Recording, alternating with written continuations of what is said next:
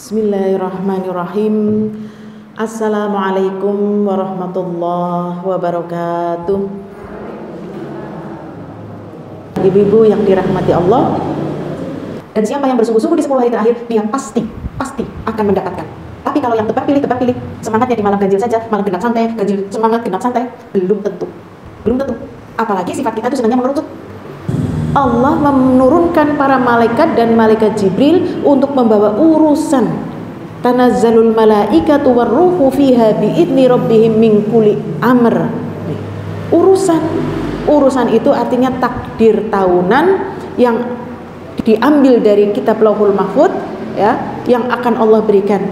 Ini tahun ini rizkinya tercurah, ini tahun ini dia mantu, ini tahun ini dapat cucu, tahun ini naik haji, tahun ini ditentukan di malam Lailatul Qadar. Inilah takdir tahunan sampai Ramadan berikutnya. Apakah kita yang sudah tahu bahwasanya malam Lailatul Qadar ini malam penentuan takdir, lalu kita isi dengan lek-lekan biasa saja?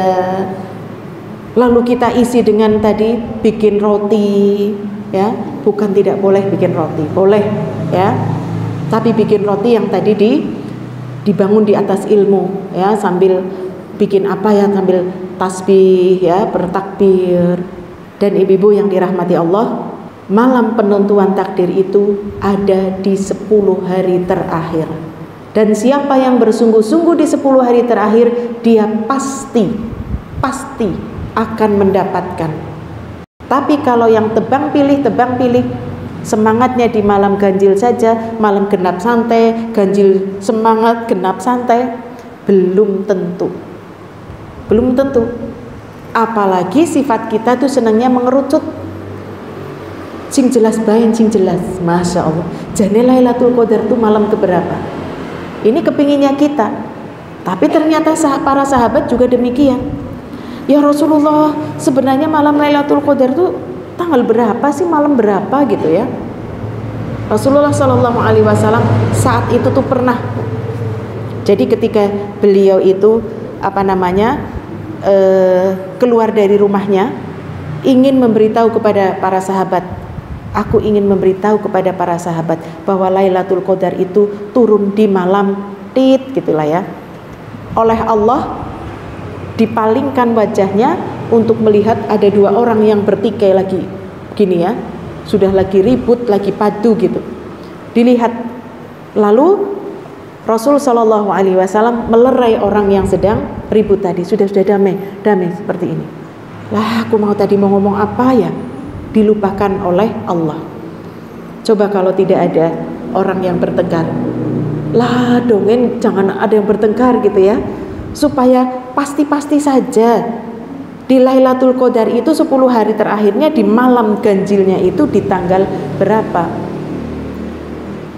Itu ternyata Allah memang merahasiakan. Rasulullah dalam sebuah hadis disebutkan, aku ingin menyampaikan bahwa Lailatul Qadar itu turun di malam sekian, tetapi aku disibukkan oleh 2 orang yang sedang bertengkar, lalu aku melerainya sehingga aku dilupakan oleh Allah.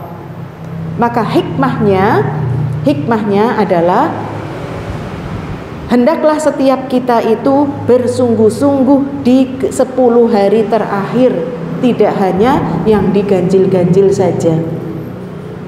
Makanya ibu-ibu yang dirahmati Allah, bekal kita untuk memasuki bulan Ramadan, ya, ilmu itu penting, ya, ilmu tentang mana yang wajib, mana yang sunnah, mana sunnah puasa itu apa saja, yang mubah apa, yang makruh apa, supaya kita tidak mudah mengatakan, hei aja nangis batal, hei aja kungkum batal, hei aja keramas batal gitu ya.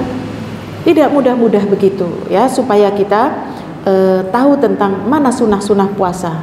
Demikian juga tadi ada di 10 hari terakhir tentang Lailatul Qadar, di mana di situ penentuan takdir yang 1 malam itu kebaikannya sama dengan seorang beramal selama 83 tahun. 1000 bulan tuh 83 tahun, Bu. 1000 kali berapa itu? Ya kali 12 kali 30. Ya. Maka ibu-ibu yang dirahmati Allah, makna daripada 1000 bulan ini, siapa yang beramal soleh di malam Lailatul Qadar, maka dia seperti sedang beramal soleh selama 83 tahun. Orang yang sodakoh seperti sodakoh 83 tahun, Masya Allah. Yang lagi sholat tarawih seperti sholat selama itu. Yang lagi birrul walidain seperti birrul walidain. Yang berbakti kepada suami seperti berbakti, seperti itu. Ya, Masya Allah. Itu baru 1 tahun. Bagaimana kalau kita diberi panjang umur oleh Allah dan kita sudah diberitahu di tahun yang lalu, tahun yang lalunya lagi, ini saya tahun ke-10 Bu, misalkan, Masya Allah, tahun ke-10 mencari Lailatul Qadar, iya, dan saya bersungguh-sungguh, Masya Allah, berarti sudah mendapatkan kebaikan seperti seorang berusia 830 tahun. Ini usianya siapa ini ya? Nabi Nuh, ya, Nabi Nuh saja ribuan tahun, ya. Jadi belum lagi kita ke depannya. Maka ibu-ibu yang dirahmati Allah, kita ketika sudah tahu tentang amalan-amalan apa yang dilakukan di bulan Ramadan, maksimalkan sholat tadi ya, puasanya secara kualitas. Kemudian sholatnya secara kuantitas dan kualitas. Kualitasnya baik, kuantitasnya ditambah. Mungkin dengan sholat-sholat nafilah, mungkin dengan sholat tarawih. Habis sholat tarawih malam, kepingin sholat malam lagi, mau sebelum sahur misalkan. Belum lagi ada tambah sholat suruh, Masya Allah. Ya, sholat duhanya dimaksimalkan menjadi 8 rakaat atau 12 rakaat, Masya Allah. Ya, secara kuantitas dan kualitas silahkan. Mumpung pintu surga dibuka, menunjukkan kita lagi dimudahkan beramal, dimudahkan. Biasanya kita kalau memasuki Ramadan itu, setiap kita tuh punya azam ya, diri kita punya target. Aku tahun kemarin khatam cuman sekali, aku punya tahun ini Ramadan ini aku nambah 2 kali. Kemarin 2, sekarang aku 3. Ya, misalkan. Kemarin aku nggak nambah sholat sunnah, pahala sholat suruk itu seperti pahala haji dan umroh sempurna. Aku gak pernah sholat suruh, maka mulai sekarang aku mau sholat suruh, Masya Allah. Ya. Ini secara sholat ibadahnya ditambah secara kualitas dan kuantitas. Sodakohnya juga demikian. Ya. Kemudian amalan apalagi? Di antaranya adalah membaca Al-Quran. Karena Ramadan ini adalah syahrul Quran, ya, tempat bulan kita berpuasa membaca Al-Quran. Masya Allah, Rasul Shallallahu Alaihi Wasallam itu dimurojaah setiap bulan Ramadan itu oleh malaikat Jibril, Bu. Masya Allah. Kita yang murojaah malaikat siapa, Bu?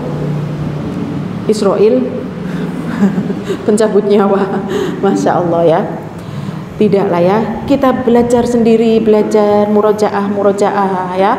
Jadi kalau gaya tadi secara kualitas dan kuantitas, insya Allah ibu-ibu sudah mulai ada yang belajar tahsin. Tahsin itu artinya membaca Al-Quran sudah mulai dibenarkan, makhorijal hurufnya ya dibetulkan, huruf kho, huruf ha, huruf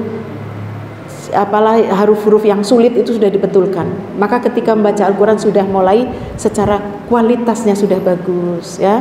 Lalu secara kuantitas, hatam. Kalau misalkan tahun kemarin sudah hatam, nah ini mana yang didahulukan, hatam berkali-kali atau kualitas dari membaca Al-Quran?